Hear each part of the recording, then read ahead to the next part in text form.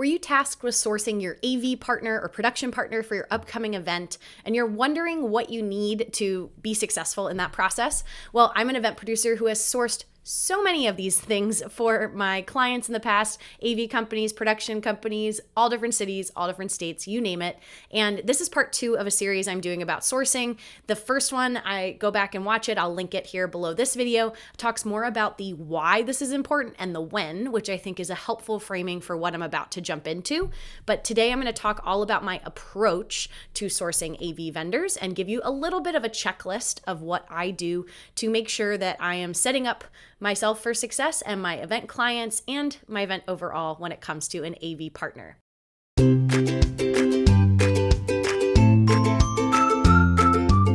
Before we jump into it, I'm Logan Clements. I'm a freelance event producer based in Seattle, Washington, but I execute events here and all over the world. I do want to remind you to like, subscribe, turn on that little notification bell so you get notified every single Monday when I drop new videos.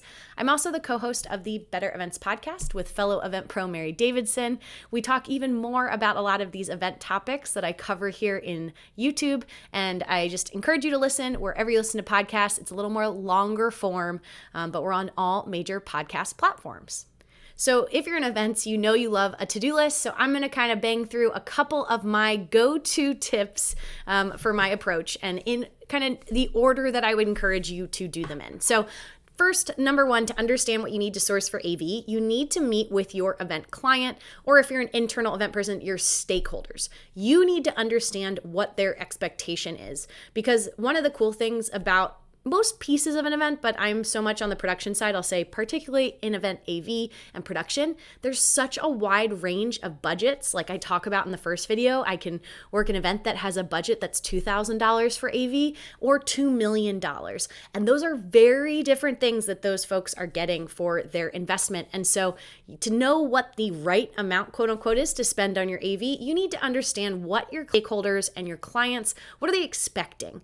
Are they going for really big scenic, meaning lots of they want fog and lights and a huge stage and LED screens? Or are they really just looking for a podium and somehow to show slides? Those are two very different things. So make sure you meet with them and understand what they're expecting. And again, here's where it's helpful having a event producer or consulting technical director or somebody on your team to help you out if any of this feels overwhelming, because we're going to know some of the questions that you might not think to ask. Again, I'm doing a part 3 where I'm going to cover some common mistakes I see people make in this process, but it's always helpful since it is so case by case basis. But number 1, meet with your clients and stakeholders and note what they find important. Number 2, you're going to make a RFP, a request for proposal, or a list. I don't know why when I recently did this for a client of mine, I wrote list instead of RFP. It was just how my brain was organizing what I needed. But a request for proposal traditionally outlines exactly what you are looking for an event. And I say that and you might be like, Logan, I have no idea what I am looking for my event. That's why I'm watching your video right now. So I'm going to break down what I put in my most recent list for you guys. So here you can see a rough outline on the screen. I've redacted some of the information I needed for this client, but most importantly, you can see I have my lovely header at the top. If you're internal, put your company header. You're going to put the name of what you're looking for. So I had an RFP. The project name, this can be something if you're not able to share that information yet, you don't need to have that in there, but make sure you have the event date, the location, especially if you can put the address, because that can impact shipping or any kind of other costs that might come with whoever you're reaching out to. I would then write a paragraph or 2 about the actual event, as much as you know that's accurate. This just, again, helps paint the picture for your company, your partner that you're reaching out to of what you're looking for. Then here's a part that I love that I did is this is an event I've done before, so I know roughly what equipment we need.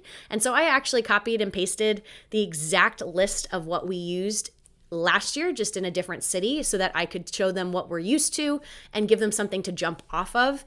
You might not know exactly what the video equipment was or anything like that. I would highly encourage, if you're comfortable, you don't need to share pricing, but at least share what equipment was included. That'll just give them a jumping off point.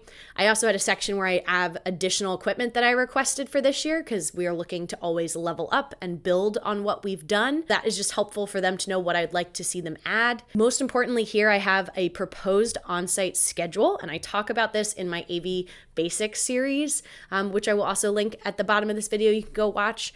Just the importance of your on-site schedule and how much that can impact your budget. So I wrote this because I'm a producer. You might not have as much detail of exactly what time to do speaker rehearsals or anything like that, but just having a rough idea of when you can get into the venue, when you have to be out by, how many rehearsal days do they want? Some of my shows, the event days might only be 2 or 3, but they want us there 3 days earlier to load in, set up, rehearse, tech, all of that good stuff.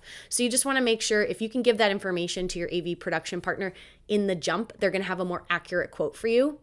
And then towards the end, I love to put this in the client's role. So this is things that I would be providing if I'm because the AV partner is, I'm the client for them, or my client is going to be providing them with some equipment that we were providing, and or if there's certain roles or hats that people from the client side are going to wear. So like in this example, I was show calling it, but I'm not bringing any of the equipment. So I just wanted to call out to them. They don't need to staff a show caller or someone who would do that, because that's what I'm going to do. Same thing of calling out that I have a stage manager that I'm bringing to, again, maybe they don't need to staff one. The last 2 pieces here that are really important: budget.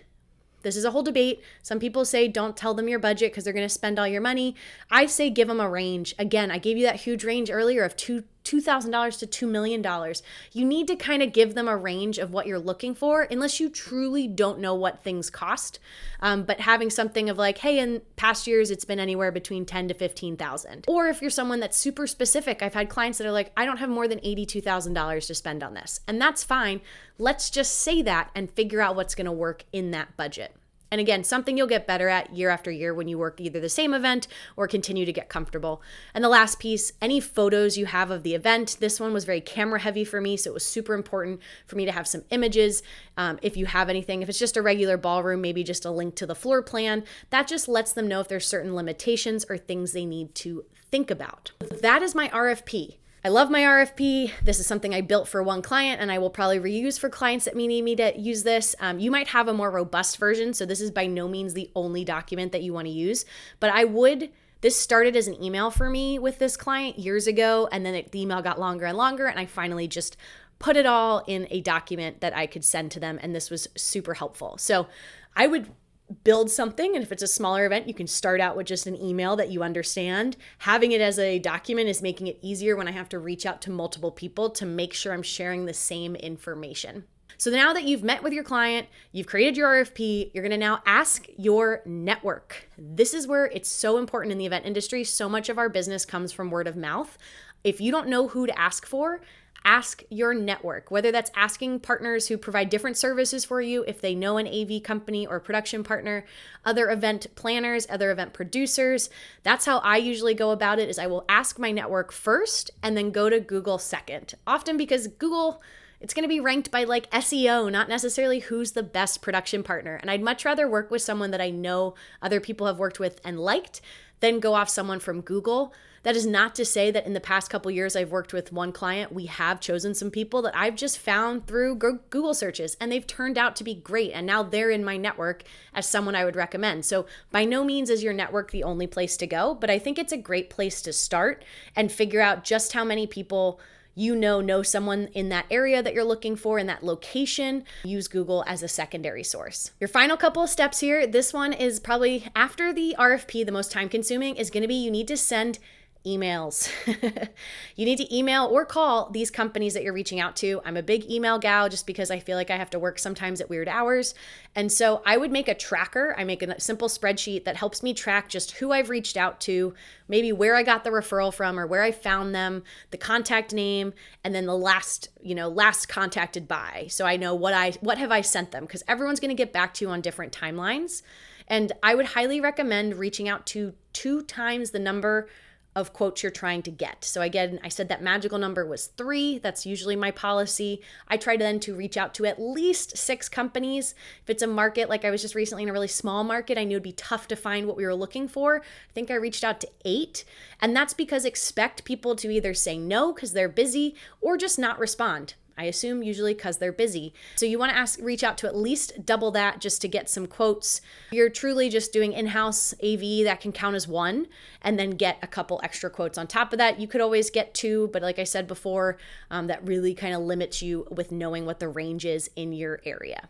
The most telling step for me is this third to last step, which is to set up phone calls. So the people who have submitted a proposal to you, make sure you get them on the phone or hop on a Zoom call or a Teams call and meet them. Get a feel for who they are. Do they feel like they listened to what you needed?